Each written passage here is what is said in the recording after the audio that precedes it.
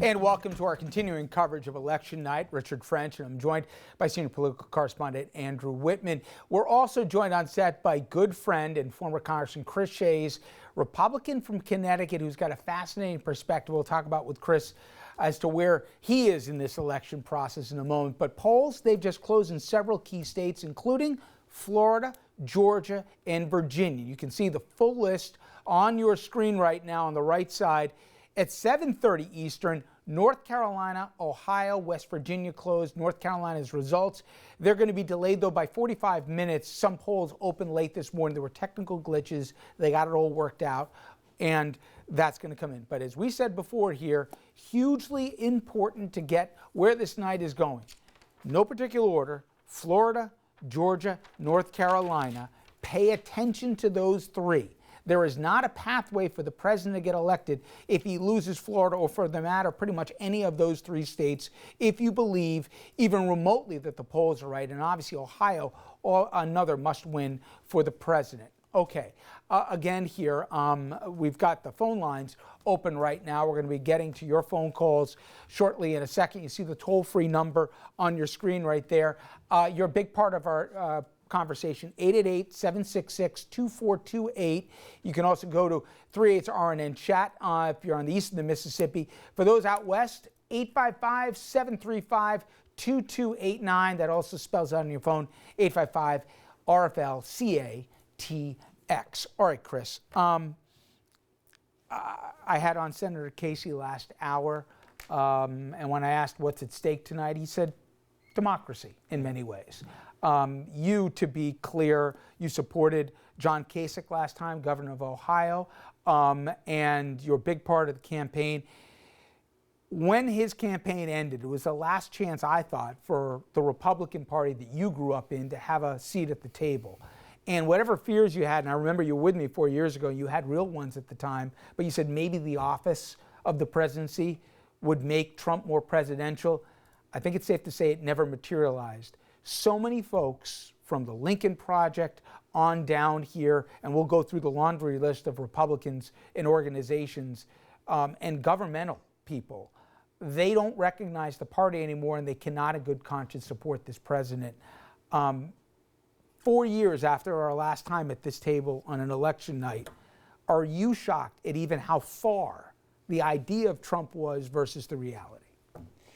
Well, don't you think we all lost our shockness a long time I think ago? It's important to almost reset it, because we all thought, well, maybe it won't be as bad as it could be, and whatever norms there are, I don't know what are left anymore. Well, what's stunning is all the Republicans who are supporting Joe Biden are at least not supporting this president, and he still may win. What's surprising is all the people that have left his administration and spoken not kindly of the way he's conducted himself, and yet Donald Trump could still win. So, and if he does win, the Republican Party will no longer be the party of Lincoln. It will be the party of Donald Trump. It will be totally his party.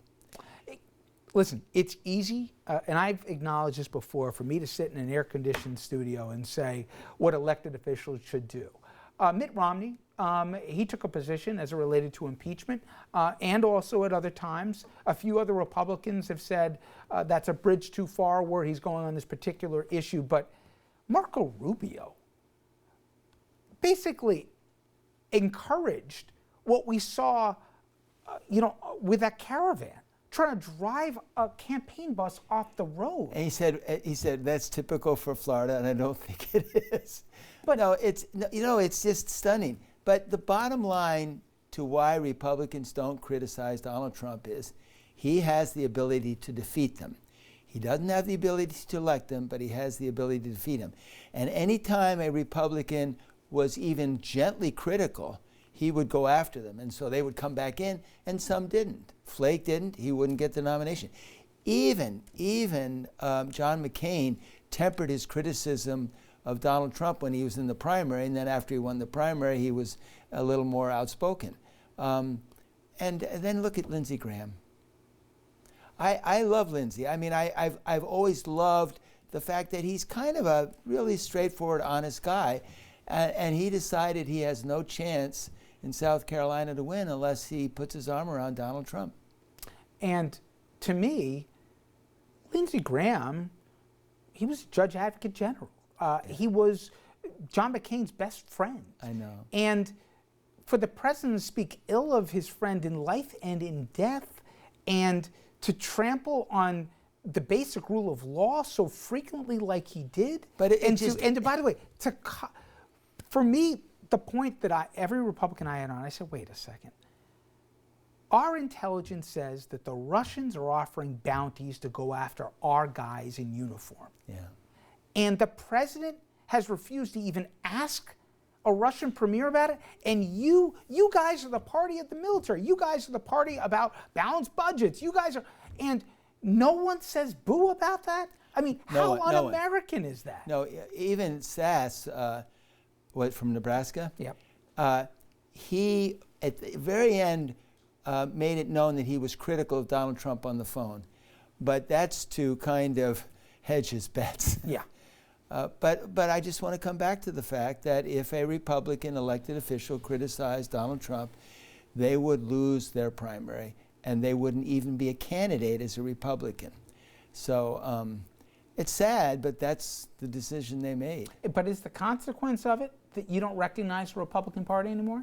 I don't recognize the Republican Party. Well, I mean, I started to question the Republican Party when people like Hannity and others would describe a Republican as being someone so conservative. You know, the Republican Party wasn't the conservative party, it was the Republican Party. It was middle to conservative. Democrats were middle to the left.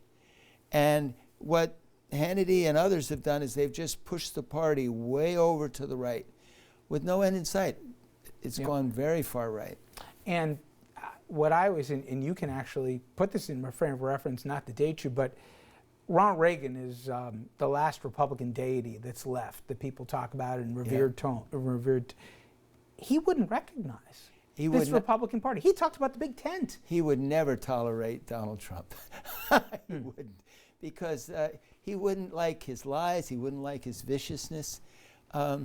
So no, it's Donald Trump's party right now, and if he loses, it will be fascinating to see what the party will be, because it has little credibility with African Americans, with Latinos.